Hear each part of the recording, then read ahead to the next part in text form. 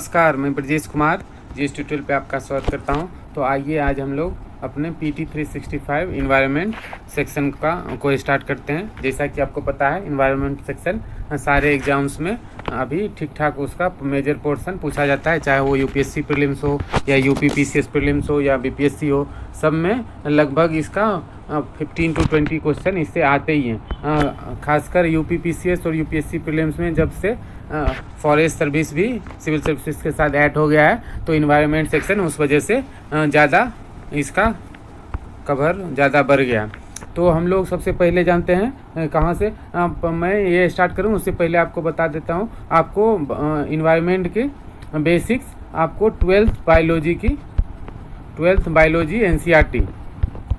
Biology NCERT की book last 4 chapter वो ज़रूर पढ़ लेना है, क्योंकि वो उससे डायरेक्ट क्वेश्चन, या चाहे वो UPPCS प्रीलिम्स हो या UPSC प्रीलिम्स हो या आपको BPSC प्रीलिम्स के लिए पढ़ना हो, तो वो 4 बेसिक्स जितने भी इन्वायरमेंट के होते हैं वो लास्ट 4 चैप्टर से 12th बायोलॉजी के लास्ट 4 चैप्टर से आपका कवर हो जाएगा। तो प्लीज़ आप उसे ज़रूर एक बार कवर करें। अगर आपको उसमें कोई भी प्रॉब्लम आता है तो आप कमेंट सेक्शन में कमेंट कीजिए। मैं कोशिश करूँगा कि उसे वो लास्ट 4 चैप्टर जो भी है उसमें जो भी इम्पोर्टेंट है मैं उसमें सारे कॉन्सेप्ट को एक्सप्लेन करके वीडियो बना दूं। तो आइए हम लोग PT 365 इन्वायरमेंट से रिलेटेड जितने भी करेंट्स हैं और उससे रिलेटेड जो भी बेसिक्स हैं और क्या इसमें से इम्पोर्टेंट है वो देखते हैं।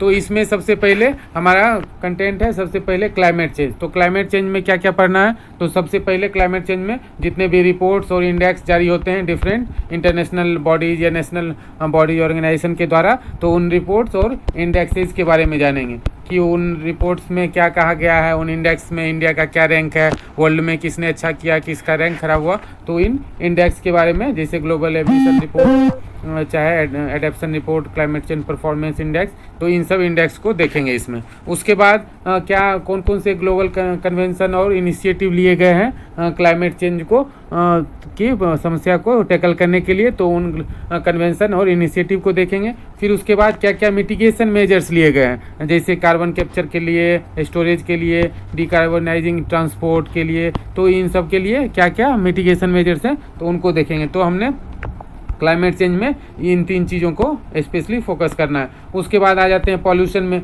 तो पॉल्यूशन में जैसे आपको पता है मेजर रूप से क्या क्या कौन कौन सा पॉल्यूशन होता है, एयर पॉल्यूशन, वाटर पॉल्यूशन, फिर सॉलिड वेस्ट वाला, तो उसमें खासकर प्लास्टिक वेस्ट और वेस्ट के बारे में अभी बहुत ज़्यादा चर्चा चलती है, तो उन सब के बारे में देखेंगे इसमें। तो उसके बाद फिर एक कन्वेंशन हुआ था स्टॉकहोम में। आप लोग कमेंट सेक्शन में बताइएगा स्टॉकहोम कहाँ है, ये किस कंटिनेंट में है और स्टॉकहोम किस कंट्री की कैपिटल है। ये हम लोगों ने मैपिंग सीरीज में अभी हाल ही में कवर किया है, तो आप लोग इससे अच्छे से जवाब दे पाइएगा, मुझे विश्वास। तो आप लोग कमेंट कीजिए। उसके बाद हम लोग क्लाइमेट चेंज देख लिया, फिर पॉल्यूशन देख लिया। उसके बाद आते हैं बायोडाइवर्सिटी। बायोडाइवर्सिटी में क्या आ जाएगा, वाइल्ड लाइफ है, फ्लोरा है, फोना है, उसके कंजर्वेशन से रिलेटेड नेशनल पार्क, जो इम्पोर्टेंट स्पेसीज जो कि साल भर न्यूज में रहे हैं, उन स्पेसीज के बारे में, उनका IUCN रेड लिस्ट में क्या स्टेटस है उनका अभी, तो वो सब चीज़ें देखेंगे। फिर उसके बाद फॉरेस्ट कवर के बारे में जानेंगे कि फॉरेस्ट कवर अभी जो रिपोर्ट आया है 2020 में, तो उसमें किस स्टेट का क्या अभी स्टेटस है उसके बारे में जानेंगे। फिर फॉरेस्ट रिलेटेड कुछ 1-2 स्कीम हैं वो जानेंगे। फिर लेक्स, वेटलैंड, कोस्टलैंड, रामसर साइट्स। तो रामसर साइट अभी हाल ही में इंडिया का 4 रामसर साइट जोड़े गया। बिहार से जो लोग हैं वो कमेंट करेंगे अभी कि बिहार का पहला कौन सा साइट है जिसे रामसर साइट लैंड घोषित किया गया है। तो बिहार के जो लोग हैं वो, बाकी लोग भी कमेंट कर सकते हैं, लेकिन बिहार वाले लोग स्पेशली ज़रूर कमेंट करें कि अभी बिहार का एकमात्र रामसर साइट हाल ही में जोड़ा गया है, वो उसका क्या नाम है और वो किस डिस्ट्रिक्ट में पड़ता है। और तो ये हम लोग देखेंगे। उसके बाद मिसलेनियस, फिर उसके बाद सस्टेनेबल डेवलपमेंट। आप लोग जानते ही होंगे सस्टेनेबल डेवलपमेंट क्या होता है, तो उसके क्या एक इन्वायरमेंट इम्पैक्ट असेसमेंट। फिर NGT एक ऑर्गेनाइजेशन है स्टेचुटरी, उसके बारे में देखेंगे। फिर अल्टरनेटिव फ्यूल रिसोर्सेज, मतलब solar energy, hydrogen energy, green market, gas based economy, इन सब के बारे में देखेंगे। फिर इलेक्ट्रिक व्हीकल के बारे में अभी आप बहुत सुनते होंगे, एक फेम स्कीम भारत सरकार के द्वारा लॉन्च किया गया था, फेम 1, फेम 2। फिर तो इस तरह के वो क्या है, फिर इलेक्ट्रिक व्हीकल को इतना क्यों प्रमोट किया जा रहा है, इन सब चीज़ों को देखेंगे। फिर सस्टेनेबल एग्रीकल्चर, जिसमें ऑर्गेनिक फार्मिंग के बारे में आप लोग अभी बहुत सुनते होंगे। फिर जीरो बजट नेचुरल फार्मिंग, तो इन सबको देखेंगे। उसके बाद फिर आ जाते हैं डिजास्टर मैनेजमेंट से रिलेटेड, जैसा कि आपको पता है GS3 में, चाहे वो UPPCS हो या UPSC, दोनों में GS3 में डिजास्टर मैनेजमेंट अलग से पढ़ना है। तो डिजास्टर मैनेजमेंट से रिलेटेड जो करंट है अभी, जैसे बीजांग में विशाखापट्टनम के पास गैस लीक हुआ था उसके बारे में, या साइक्लोन अभी भी व्यास साइक्लोन अभी जैसा आपको पता है आया हुआ है बे ऑफ बंगाल में, तो साइक्लोन के बारे में कुछ बेसिक्स और जो करंट है वो देखेंगे। फिर flash, droughts, landslide, forest fire, heat wave, इन सब चीज़ों के बारे में हम लोग डिजास्टर मैनेजमेंट में देखेंगे। फिर यहाँ ज्योग्राफी से रिलेटेड कुछ बेसिक कॉन्सेप्ट जो कि इन्वायरमेंट से इंटीग्रेट करता है, तो वो जैसे लालीना, मानसून वगैरह, फिर साइक्लोन, फिर ये साउथ अटलांटिक एनोमली, इस तरह अर्थ मैग्नेटोस्फेयर, अर्थ इनर कोर, तो इसके बारे में थोड़ा बहुत देखेंगे। तो हमने देख लिया क्या क्या हमें इन्वायरमेंट में करना है। तो अब आइए हम लोग क्लाइमेट चेंज से अपना आज का टॉपिक शुरू करते हैं। तो इसमें सबसे पहला जो रिपोर्ट दिया हुआ है वो एमिशन गैस रिपोर्ट है, जैसा कि आप देख पा रहे हैं, और ये united nation environment programme UNEP के द्वारा जारी किया जाता है। भाई किसी भी रिपोर्ट में दो चीज़ जरूर याद रखना चाहिए, एक तो ये किस ऑर्गेनाइजेशन के द्वारा जारी किया जा सकता है, दूसरा इसमें क्या पैरामीटर्स या क्राइटेरिया होते हैं वो, और तीसरा ये कि उसमें को अगर इंडेक्स है तो उसमें कौन सी कंट्री ने टॉप किया है। रिपोर्ट में जनरली कौन सी ऑर्गेनाइजेशन पब्लिश करती है और उस ऑर्गेनाइजेशन के बारे में थोड़ा बहुत, तो बस ये जानना होता है। तो ये एमिशन गैस रिपोर्ट में क्या बोला गया है कि G20 कंट्रीज जो हैं accounts for bulk of emission, जितने भी जो भी एमिशन होता है तो उसका बल्क पोर्शन G20 कंट्रीज ही उसके लिए अकाउंटेबल हैं। तो यहाँ टॉप 4 एमिटर सबसे ज़्यादा एमिट करता है ग्लोबल ग्रीन हाउस गैस वाला गैस, चाइना, फिर US, फिर यूरोपियन यूनियन और UK, और इंडिया 4th पोजीशन पे है। तो इस तरह 55% के टोटल ग्रीन हाउस गैस का एमिशन कौन मात्र 4 कंट्री मिलके करते हैं। तो इस तरह देख सकते हैं। फिर करेंट जो नेशनली डिटरमाइंड कंट्रीब्यूशन है उसके अनुसार temperature increase at 3% by the end of century. तो इस तरह हमने देखा ये रिपोर्ट कौन से ऑर्गेनाइजेशन पब्लिश करती है और उसका उस रिपोर्ट में क्या किस चीज़ के बारे में बात किया गया था उसके बारे में हमने देखा। उसके बाद अभी इस रिपोर्ट में कहा गया कि कोविड क्राइसिस की वजह से शॉर्ट टर्म रिडक्शन आया ग्लोबल एमिशन में, जो कि will not contribute significant to emission reduction by 2030। तो ये 2030 के लिए उतना कोई काम का नहीं है, ये बताया जा रहा है। फिर यहाँ पे एक ट्रिपल इमरजेंसी के बारे में बताया गया कि making piece with nature, a new report published by UNEP highlight triple emergency. तो ये ट्रिपल इमरजेंसी में क्या है, तो सबसे पहला इमरजेंसी ये क्लाइमेट चेंज को मानते हैं, दूसरा बायोडाइवर्सिटी लॉस, और तीसरा पॉल्यूशन को। तो ये आपसे डायरेक्ट क्वेश्चन पूछा जाता है सकता है कि ट्रिपल इमरजेंसी रिपोर्ट किसने पब्लिश किया है, तो UNEP ने ट्रिपल इमरजेंसी, और ट्रिपल इमरजेंसी क्या क्या है, तो उसमें क्लाइमेट चेंज, बायोडाइवर्सिटी लॉस और पॉल्यूशन। तो इस पे MCQ बन सकता है, तो इसे आप जरूर ध्यान से देख लें। उसके बाद यहाँ पे एक किगाली एग्रीमेंट की बात की गई है, और मॉन्ट्रियल प्रोटोकॉल, मॉन्ट्रियल जैसा कि ये कनाडा का एक सिटी है जिसमें ये इस प्रोटोकॉल के अकॉर्डिंग ये हाइड्रोफ्लोरोकार्बन को रेफ्रिजरेट में फेज आउट करने का एक अमेंडमेंट किया गया है। आपको पता होगा कि Montreal protocol one of the most successful agreement या प्रोटोकॉल माना जाता है, जिससे ओजोन लेयर में कार्बन क्लोरोफ्लोरोकार्बन के एमिशन को कट करके ओजोन लेयर में जो होल हो रहा था उसे कम करने के लिए बनाया गया था। और इस एग्रीमेंट के बनने के बाद ओजोन लेयर में होल में बहुत कमी आई है। तो यहाँ पे UNEP के बारे में बताया गया है कि UNEP ये ग्लोबल इन्वायरमेंट अथॉरिटी है जो कि यूनाइटेड नेशन सिस्टम के अंडर में आती है। इसका हेडक्वार्टर जरूर याद रखना चाहिए, हेडक्वार्टर नैरोबी केनिया में है। हम लोग ने अफ्रीका कंटिनेंट, जब हम लोग मैप सीरीज में अफ्रीका कंटिनेंट को देख रहे थे तो उसमें केनिया को हमने देखा था कि अफ्रीका के ईस्ट साइड में ईस्टर्न कोस्ट पे केनिया कंट्री है, तो इसकी हेडक्वार्टर केनिया के नैरोबी शहर में है।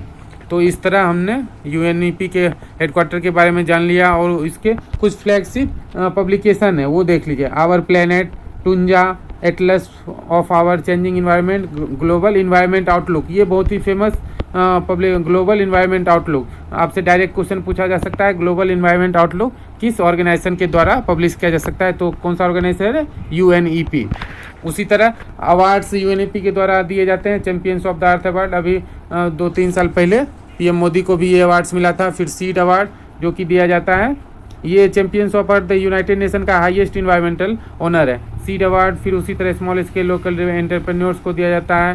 सास्कावा प्राइज भी दिया जाता है यूएनईपी के द्वारा। तो इस तरह, और ये कुछ सेक्रेटरीट ये कन्वेंशन ऑफ इन सबको ये होस्ट करता है। तो उसके बाद देखते हैं एडेप्शन गैप रिपोर्ट, ये भी यूएनईपी के द्वारा जारी किया जाता है और इसमें 72% of countries has adopted at least one national level adaptation. तो इसमें एडेप्शन, बस इसमें एक ही चीज़ इंपॉर्टेंट है कि ये कौन से ऑर्गेनाइजेशन के द्वारा जारी किया जाता है तो वो यूएनईपी है। उसके बाद फिर हम लोग यहाँ देखते हैं CCPI climate change performance index. ये अभी सबसे इंडिया का, इसमें अभी India ranked 10th in the latest edition of climate change performance index. तो इसमें इंडिया का रैंक अभी इम्प्रूव हुआ है और ये पब्लिश किया जाता है German watch new climate institute climate network, एक जर्मन वॉच नाम की नॉन प्रॉफिट ऑर्गेनाइजेशन है। तो उसके द्वारा कौन सा इंडेक्स पब्लिश किया जाता है? CCPI climate change performance index, जिसमें कि इंडिया का रैंक 10th आया है। तो इस तरह यहाँ बताया गया है first 3 ranks of the overall ranking remain empty. तो कोई भी कंट्री इसके क्राइटेरिया में फर्स्ट 3 टॉप पोजीशन पे नहीं। From the G20 this only the European Union as a whole along with UK and India rank among high performer. तो India CCPI index में high performer country के रूप में सामने आया है। तो इस तरह इंडिया क्लाइमेट चेंज को लेके बहुत ही कॉन्शियस है और इंडिया इस क्षेत्र में, तो इंडिया का इसमें रेट हाई परफॉर्मेंस का सबसे बड़ा वजह इसमें एनर्जी यूज और रिन्यूएबल एनर्जी कैटेगरी में, जैसा कि आपको पता है कि सोलर एनर्जी पे अभी गवर्नमेंट बहुत ज़्यादा फोकस कर रही है, तो उसकी वजह से इसमें इंडिया का रैंक इम्प्रूव हुआ है। उसके बाद ग्लोबल क्लाइमेट रिस्क इंडेक्स, ये भी जर्मन वॉच द्वारा NGO के द्वारा जारी किया जा सकता है। तो यहाँ पे फिर एक और आ जाता है state of global climate report, ये वर्ल्ड मेट्रोलॉजिकल ऑर्गेनाइजेशन के द्वारा जारी किया जा सकता है। वर्ल्ड मेट्रोलॉजिकल ऑर्गेनाइजेशन क्या है? WMO। ये WMO एक इंडिया इसका मेंबर है। इसका आपको पता है हेडक्वार्टर जेनेवा स्विट्जरलैंड में। स्विट्जरलैंड भी हम लोगों ने यूरोप के वर्ल्ड मैप देख रहे थे, तो वहाँ पे इसका लोकेशन हमने मैप पे अच्छे से देखा था। तो अगर आपने वो वीडियो नहीं देखा है तो प्लीज़ ज़रूर देखें, जिससे कि आपको जितने भी हेडक्वार्टर या ऑर्गेनाइजेशन हैं उनके हेडक्वार्टर्स या वो कंट्री थोड़ा वर्ल्ड मैप पे अगर विजुलाइज करिएगा तो आप अच्छे से इसको याद रख पाइएगा। तो उसके बाद फिर हम लोग इसमें देखते हैं assessment on climate change over the Indian reason. तो इसमें ये मिनिस्ट्री ऑफ अर्थ साइंस के द्वारा अभी स्टार्ट किया गया था, एक असेसमेंट रिपोर्ट जारी किया गया था। तो इसमें कुछ खास इंपॉर्टेंट है नहीं, तो फिर हम लोग आगे देखते हैं। तो फिर यहाँ आगे इम्पोर्टेंट है फ्यूचर अर्थ, ये ग्लोबल कार्बन प्रोजेक्ट रिपोर्ट्स जो कि जारी किया जाता है ग्लोबल मीथेन, इसके तहत ग्लोबल मीथेन बजट और ग्लोबल नाइट्रोजन ऑक्साइड, ये सब वर्ल्ड क्लाइमेट रिसर्च प्रोग्राम के तहत किया जा रहा है, जिसमें जो कि फ्यूचर अर्थ एक ऑर्गेनाइजेशन है उससे इनका अभी एग्रीमेंट है। और यहाँ पे बताया गया है ग्लोबल मीथेन बजट के बारे में कि टोटल एमिशन कहाँ से होता है, फिर जैसे फॉसिल फ्यूल, एग्रीकल्चर वेस्ट, इन सब जगहों से, फिर बायोमास एंड फ्यूल बर्निंग, और कहाँ इनका टोटल सिंक किया जाता है। तो इस तरह ये आप यहाँ इस ग्राफिक्स में अच्छे से इसको देख सकते हैं। उसके बाद फिर हम लोग आ जाते हैं यहाँ नीचे, उसी तरह जिस तरह ऊपर मीथेन का बजट था, फिर यहाँ ग्लोबल नाइट्रस ऑक्साइड का है, फिर नीचे, और इसमें आप देख सकते हैं उसके बाद loss of ice cover in Arctic sea. तो वह यहाँ पे आइस कवर जो आर्कटिक सी पे है उसके लॉस के बारे में अभी करेंट न्यूज़ दिया गया है, जिसमें कि यहाँ आप impact of declining ice sea cover का क्या क्या इम्पैक्ट होगा रीजनल वेदर पे या ग्लोबल क्लाइमेट पे या हैबिटेट लॉस, जैसे वहाँ पोलर बियर्स होते हैं उन सब के, फिर कोस्टल इरोजन, फिर आइस एमेड फीडबैक। तो इस तरह यहाँ पे आप इसको पढ़ सकते हैं एक बार। उसके बाद इसमें आर्कटिक ओशन के बारे में डिटेल में बताया गया है कि Arctic ocean is earth northernmost body of water and world smallest ocean. तो सबसे स्मॉलेस्ट ओशन कौन सा है? Arctic ocean. ये northernmost polar north pole के पास पाया जाता है। उसके बाद इसका क्या क्या कौन सा सराउंडिंग कंट्रीज है, फिर यहाँ कौन से ऑर्गेनाइजेशन है, इन सब के बारे में दिया हुआ है, आप एक बार यहाँ से देख सकते हैं। फिर उसी तरह यहाँ एरोसोल के बारे में दिया हुआ है कि ये क्या है, एक defined combination of liquid and solid particles suspended in gaseous और लिक्विड इन्वायरमेंट। तो इस तरह आप एरोसोल को के बारे में यहाँ पढ़ सकते हैं। क्या क्या सोर्स ऑफ एरोसोल है, नेचुरल सोर्स क्या है, anthropogenic source, anthropogenic means man made. तो इसमें मिनरल्स, डस्ट, फिर sea salt generated from breaking volcanoes, इन सब से एरोसोल। मैन मेड में फॉसिल फ्यूल के कंबंसन से, waste incineration, transportation, industrial dust. तो इस तरह एरोसोल्स के सोर्स के बारे में यहाँ बताया गया। तो हमने आज जितने भी रिपोर्ट और इंडेक्सेस अभी हाल ही में जारी किए गए थे तो उसके बारे में जाना। अब नेक्स्ट वीडियो में हम लोग इसके आगे जो ग्लोबल कन्वेंशन और इनिशिएटिव लिए गए हैं क्लाइमेट चेंज को दूर करने के लिए, उसके बारे में जानेंगे। Thank you for watching video. अगर आपने चैनल को सब्सक्राइब नहीं किया है तो प्लीज़ सब्सक्राइब करें और ज़्यादा से ज़्यादा शेयर करें, जिससे हम आपके लिए नए नए वीडियोज़ अपलोड करते रहें।